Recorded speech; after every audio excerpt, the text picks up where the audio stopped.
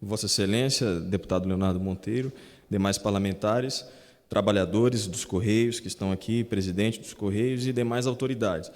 O que eu vou falar aqui, nesta manhã, é fruto de mais de 3 anos de projeto de pesquisa no Departamento de Geografia da USP.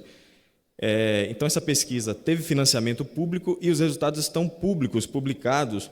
Então, eu gostaria, inclusive, de convidar os interessados, que eu acredito que todos que estão aqui estão interessados, a tomarem conhecimento desses resultados para que o debate não fique também restrito, né, a essa sessão. Peço, inclusive, a Vossa Excelência, deputado Leonardo Monteiro, um pouco de consideração com o meu tempo. Não quero exceder muito, mas eu preciso...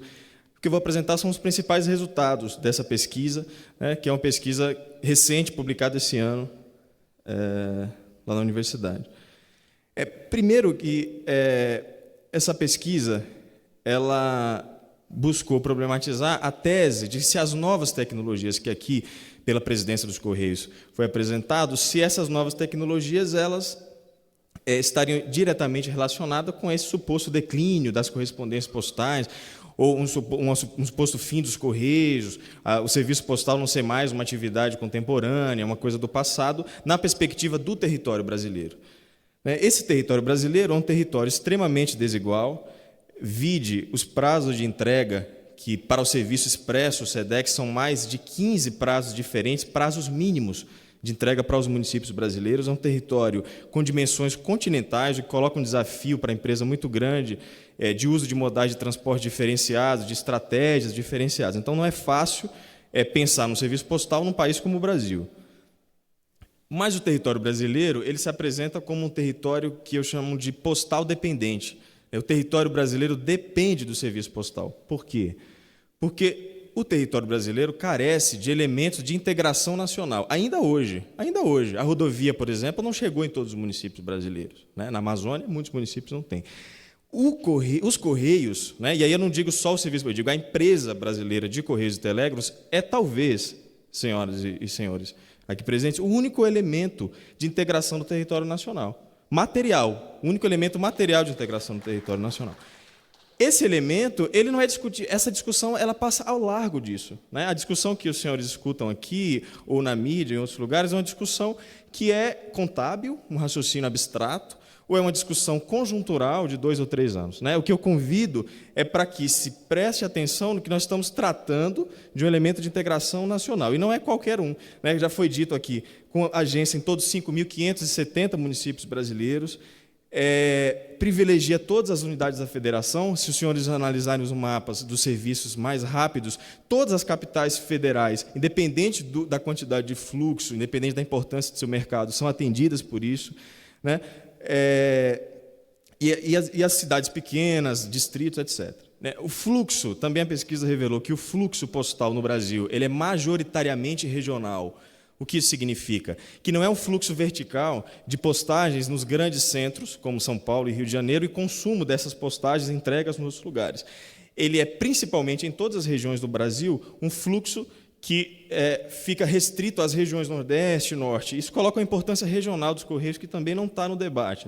Parece que o mercado teria como dar conta de um fluxo regional na Amazônia, mas não pode dar conta de um fluxo regional na Amazônia, porque as empresas que já atuam, que foi dito aqui, as empresas privadas, multinacionais, muitas delas, elas podem atuar livremente no mercado de encomendas. O monopólio é restrito ao segmento de mensagens. Só que esse mercado de encomendas, ele não é atendido por essas empresas privadas, ele está liberado, mas ele não é atendido, porque as empresas não têm interesse nisso. Então, essa é mais uma importância dos Correios. Um modelo de logística para os lugares, um modelo que atende os lugares, e não lugares que são feitos para logística. As políticas públicas, os Correios no Brasil participam da elaboração de políticas públicas. Não é só um serviço postal.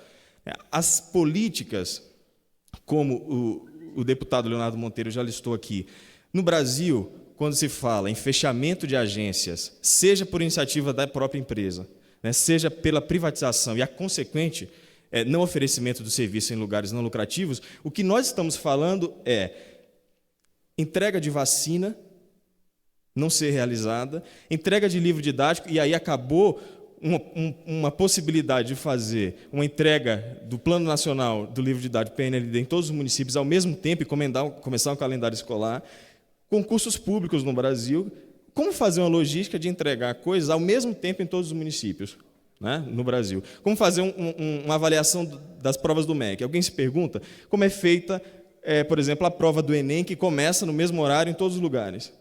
Porque existe uma logística que permite chegar a isso em todos os municípios. O que nós estamos falando é de integração do país, é de política pública. Nós estamos falando aqui de 2 ou 3 anos que a empresa não deu. Não é disso que nós estamos comentando. Não é isso que é a pauta principal. É distribuição de donativos em caso de catástrofes. O Correio, portanto, é um braço logístico do Estado, né? Ele é mais que uma empresa. Devemos caminhar, portanto, para discutir um modelo cívico do território, porque os Correios estão na Constituição e a Constituição é cidadã. A universalidade dos Correios não é um capricho, não é um mérito. A empresa não está fazendo um favor. Ela é obrigada a cumprir com a universalidade do serviço postal, porque é constitucional. Portanto, aquelas agências que estão sendo fechadas, tem que ser discutida a constitucionalidade ou inconstitucionalidade desse ato. Porque quando você... Ou as localidades que estão sem entrega domiciliária, elas já estão sem entrega domiciliária. Tem que ser discutida a inconstitucionalidade disso, porque tem ente federado, e não estou falando de distrito, de zona rural, estou falando todos os entes federados, todos os municípios gozam do mesmo privilégio na nossa Constituição de 88. Eles estão sendo privados de um direito constitucional, né? Isso tem que ser discutido.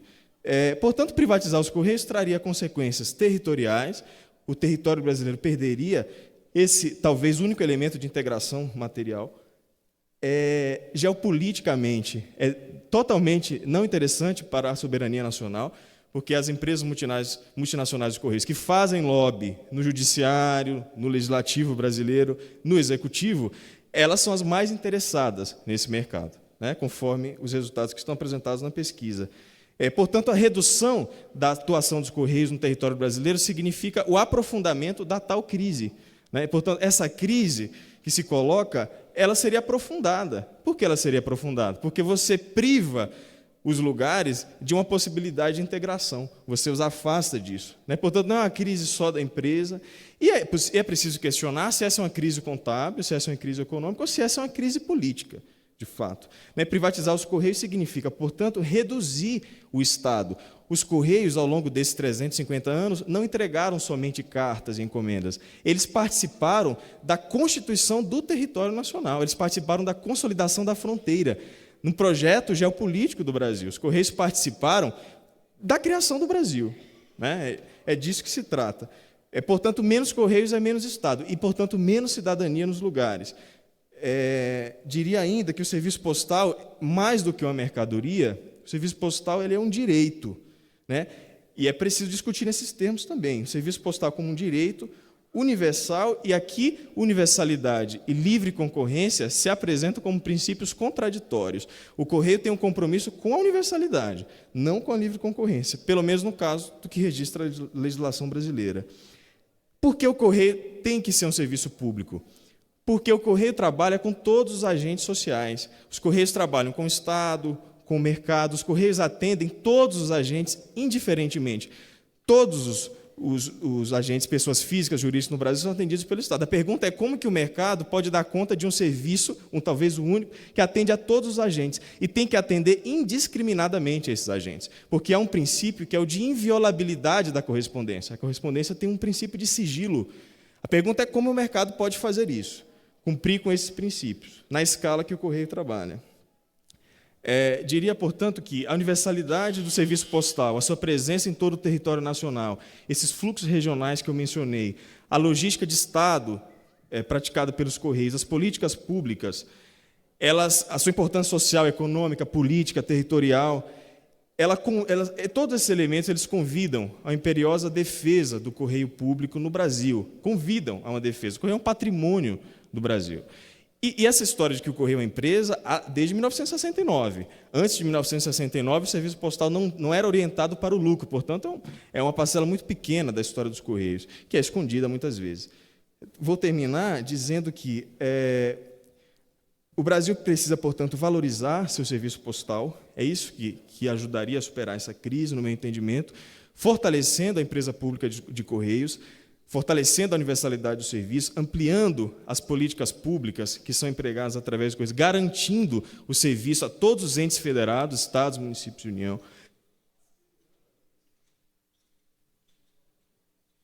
assegurando a eles, já finalizo, a integração territorial, garantindo, o Brasil precisa, no momento de crise, garantir. Já finalizo, último minuto, garantir. Portanto, eu diria, para finalizar, que a chamada crise dos Correios é, de fato, uma crise política. A empresa goza de legitimidade, e essa legitimidade já foi declarada aqui por todos que me antecederam. O Correios é uma instituição que goza de maior legitimidade no território brasileiro, sofrendo lobby de empresas multinacionais, que não tem compromisso nenhum com o país, nem com a integração do território, e sofrendo com políticas de governo que nós estamos assistindo, um governo que carece da legitimidade que a empresa tem e tem de sobra. Muito obrigado.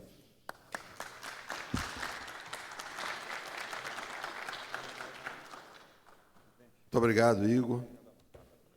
Passo a palavra agora ao Elias Cesário Brito